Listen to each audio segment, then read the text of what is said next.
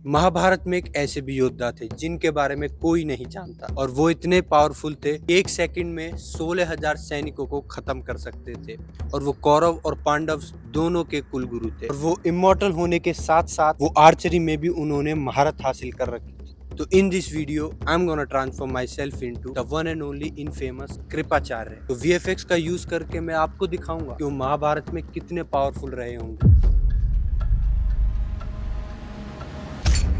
सबसे पहले मैं इकट्ठी कर लेता हूँ रेफरेंसेस। इनकी ना ही कोई रेफरेंस थी, ना ही इनके बारे में ज्यादा ऑनलाइन कुछ कंटेंट था। तो जो भी मैं कुछ बना रहा हूँ वो मैं अपनी इमेजिनेशन से बना रहा हूँ। ब्लेंडर खोलता हूँ और उसमें 3D लेआउट बनाने लगता हूँ। तो अब जल्दी से मैं आपको स्टोरी समझा। इतने जो कृपाचार्य जी होते हैं उन्होंने भी महाभारत का युद्ध लड़ा था, तो इन्होंने अपनी पूरी पावर यूज ही नहीं करी महाभारत में। तो उसी को मैं पोर्ट्रे करने वाला हूँ। तो अपने कृपाचार्य जी एक जगह खड़े होते हैं, उन पे बहुत सारे सैनिकों ने हमला कर दिया होता है। उसके बाद उनका एक बहुत बड़ा एरो होता है उनके हाथ में, उसको वो उठा के जमीन में मारते हैं और जितने भी सैनिक हैं वो सब मर जाते हैं। तो अब हमें बनानी है 3D आर्मी। तो उसके लिए ब्लेंडर में एक एड ऑन आता है, उसका नाम है ह्यूमन जेन। उससे मैंने 3D कैरेक्टर्स बना लिए। तो उसके बाद आते हैं उनके वेपन्स, तो वो मैंने स्केच फैब से यूज कर लिए और मैंने सैनिकों के बहुत ज्यादा वेरिएशंस बना रखे और मैंने कुछ सैनिक घोड़ों पे बैठा रखे, बट वो बाद में किसी काम नहीं आए। सबसे इंटरेस्टिंग और मेन पार्ट आता है उसका, ये है एनिमेशन। के लिए सिंपल बाई एक वेबसाइट है मिक्सिमो, वो मैंने यूज करी है। तो उसमें अपना 3D मॉडल ले गया। बाद में उनकी कुछ प्री एनिमेशंस है, उनको मैंने यूज कर लिया। उसके बाद मैंने पार्टिकल्स को यूज करके अपनी पूरी आर्मी बना ली।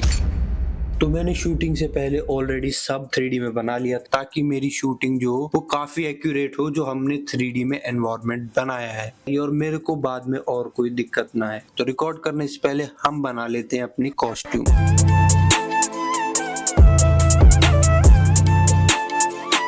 कॉस्ट्यूम के लिए हमें चाहिए एक धोती और 2 डंडे। 3D सीन्स ऑलरेडी बना चुके, उसके हिसाब से सारे सीन रिकॉर्ड कर लेते हैं। तो सीन रिकॉर्ड करने के बाद तो मैं उनको ब्लेंडर में ले आता हूँ। अब हमें उनके एक्सेसरीज ऐड करनी है, जैसे उनके हाथ में बो ऐड करनी है, एरो ऐड करनी है, और उनके बाल भी बनाने हैं और उनकी क्लोथ सिमुलेशन भी करनी है। तो सबसे पहले मैं अपना हाथ ट्रैक कर लेता हूँ। कुछ शॉट्स में मैंने जियो ट्रैकर का यूज करा, कुछ शॉट्स काफी डार्क होने के कारण ट्रैक नहीं हो पा रहे थे, तो मैंने मैन्युअली एनिमेट करा उन्हें। अब हमें उनके बनाना है क्लोथ, तो सेम उसके लिए भी मैं ट्रैक कर लेता हूँ। उसके बाद मैं क्लोथ सिम यूज करके उनको एनिमेट कर लेता हूँ। तो अब हमें बनाना है सबसे कॉम्प्लिकेटेड पार्ट, वो है 3D हेयर्स। बाल ही नहीं, मुझे उनकी दाढ़ी भी बनानी है। उसके लिए मैं हेयर पार्टिकल सिस्टम का यूज करता हूँ, बाद में उन्हें अपने हिसाब से सेट कर लेता हूँ। और उसके बाद में विंड का यूज करके, हेयर डायनामिक्स का यूज करके मैं उन्हें एनिमेट कर लेता हूँ। और हाँ, ये जितना सिंपल दिख रहा है बोलने में उतना सिंपल था नहीं। तो मेरे को 2 से 3 बार मैंने इनको ट्राई करा, जब जाके मेरे को ये रिजल्ट मिला। तो अब हमें बनाना है बो और एरो। मैंने ब्लेंडर खोला और उनका बो बना लिया। एरो के लिए मैंने स्केच फैब यूज कर लिया और बाद में मैंने सब्सटेंस पेंटर यूज करके दोनों को टेक्सचर कर लिया। तो अब मेरे को अपने जो 3D जो सैनिक है उनको मरता हुआ दिखाना है। तो उसके लिए मिक्सिमम में जाकर डेथ एनिमेशंस ले लूंगा, बाद में अपने सीन के अकॉर्डिंग उनको सेटअप कर लूंगा।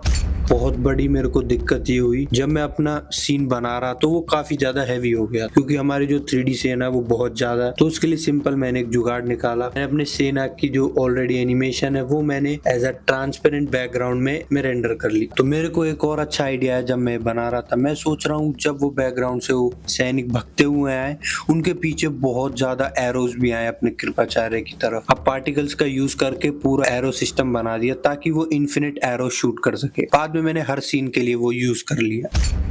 तो अब जब मैं फाइनल फेज पे था, मेरे को पता चला जो मेरे आईब्रोज हैं वो काले हैं और कृपाचार्य जी के आईब्रोज वो व्हाइट होने चाहिए, क्योंकि मैंने आईब्रोज उनके 3D में बनाए नहीं थे। ब्लेंडर खोला, बाद में उनके आईब्रोज भी बनाए और वापस रेंडर करे। तो अब आता है सबसे फाइनल फेज, वो है कॉम्पोजिशन। हमारे जितने भी रेंडर्स थे उन सबको अब हमें जोड़ देना है और कलर ग्रेडिंग और थोड़े पार्टिकल्स और डस्ट ऐड करने के बाद तो अब मैं आपको दिखाने वाला हूँ अपना फाइनल रिजल्ट। तो वो है ये।